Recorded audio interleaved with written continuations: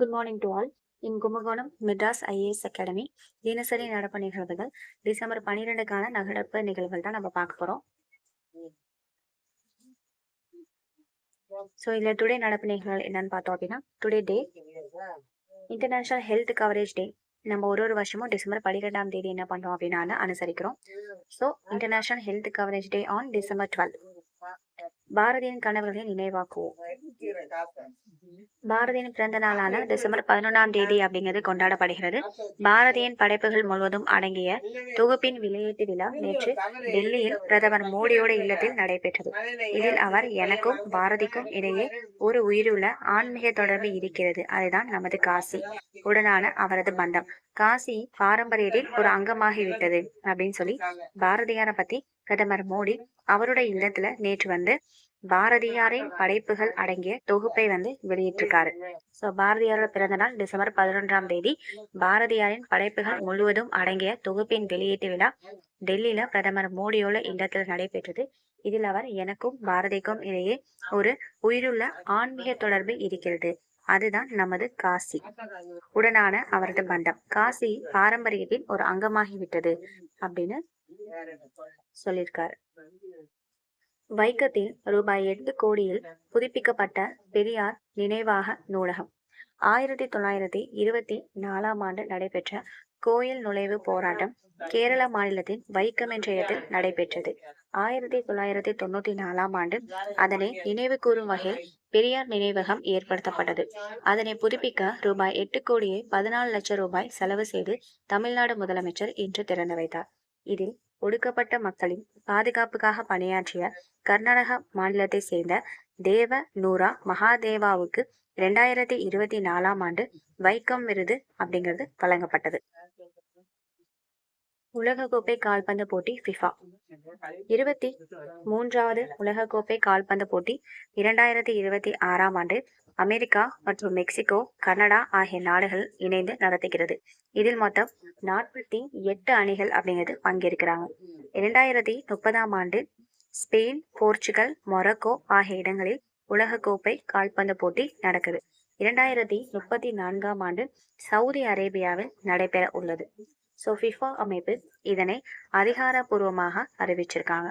So நடக்க போகிறது 23வது உலகக்கோப்பை கால்பந்து போட்டி 2026.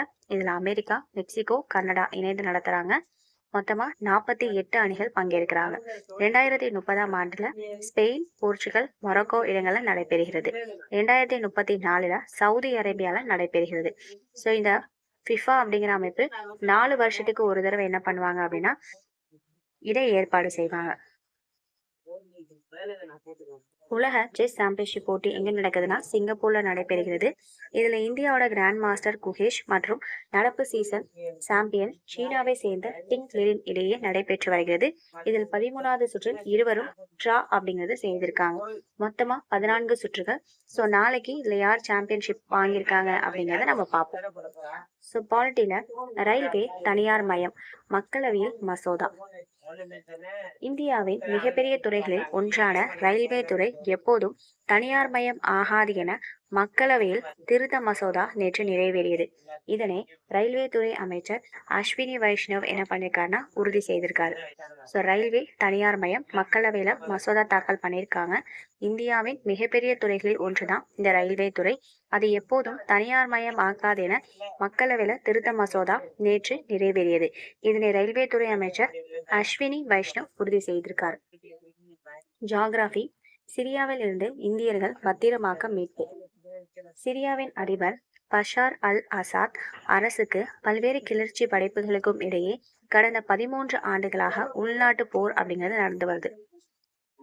இந்த நிலையில் ஹாயத் தாஹிர் அல்-ஷாம் என்ற கிளர்ச்சி படை கடந்த வாரம் சிரியாவின் தலைநகரான டமாஸ்கரை கைப்பற்றினார்கள். இதில் சிரியாவிலிருந்து 75 இந்தியர்களை இந்திய அரசு பத்திரமாக மீட்டு எடுத்திருக்காங்க.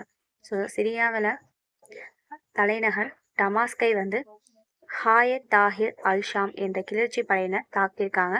ஸோ சிரியாவில் இருக்கக்கூடிய இந்தியர்களான 75 பேரை இந்திய அரசு பத்திரமாக அங்கிருந்து மீட்டு கொண்டு வந்திருக்காங்க.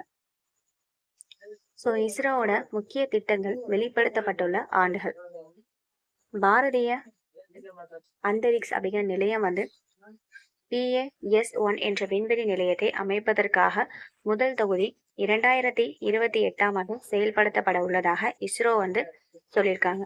ரெண்டாவதா, நிலவு மாதிரிகளை விண்ணுக்கு அனுப்பும் சந்திராயன் 4 அப்படிங்கிற திட்டம் 2007ஆம் ஆண்டுக்குள் செயல்பட இலக்கு நிர்ணயிக்கப்பட்டிருக்காங்க. ஸோ அப்ப பாரதிய அந்தரிக்ஸ் நிலையம் BAS-1 என்ற விண்வெளி நிலையத்தை அமைப்பதற்கான முதல் தொகுதி 2028ஆம் ஆண்டு செயல்படுத்தப்பட உள்ளது. நிலவு மாதிரிகளை விண்ணுக்கு அனுப்பும் சந்திராயன் 4 அப்படிங்கிற திட்டம் 2027ஆம் ஆண்டுக்குள் செயல்பட இலக்கு நிர்ணயிக்கப்பட்டுள்ளது.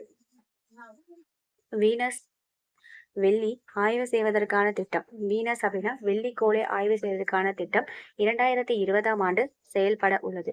அடுத்த தலைமுறை ராக்கெட் NGLV வருகிற 2032ஆம் ஆண்டு அறிமுகப்படுத்த உள்ளது. ஸோ இது எல்லாமே இஸ்ரோவோட வருங்கால திட்டங்களா கொடுத்துருக்காங்க. ஸோ இதுதான் டுடேயோட நடப்பு நிகழ்வுகள். இதுக்கான PDF வந்து நம்மளோட டெலிகிராம் சேனல் வந்து இருக்கும். ஸோ வேணுங்கிறவங்க டவுன்லோட் பண்ணிக்கோங்க. இதுக்கான டெஸ்ட் பார்த்தீங்கன்னா டெய்லியும் மார்னிங் வந்து நம்மளோட டெலிகிராம் சேனலில் அப்லோட் ஆகும் கூகுள் ஃபார்மில். ஸோ எழுதி பார்க்கணும்னு நினைக்கிறவங்க அதில் டெஸ்ட் எழுதி பாருங்கள். இதுதான் டுடேயோட கரண்ட் அஃபேர்ஸ். இதோட உங்களுக்கு கம்ப்ளீட் ஆகுது. ஸோ இது ஏதாச்சும் உங்களுக்கு வந்து மெரிட் அண்ட் டிமெரிட்ஸ் இருந்துச்சுன்னா நீங்கள் கீழே கமெண்ட் பண்ணுங்கள். தேங்க்யூ.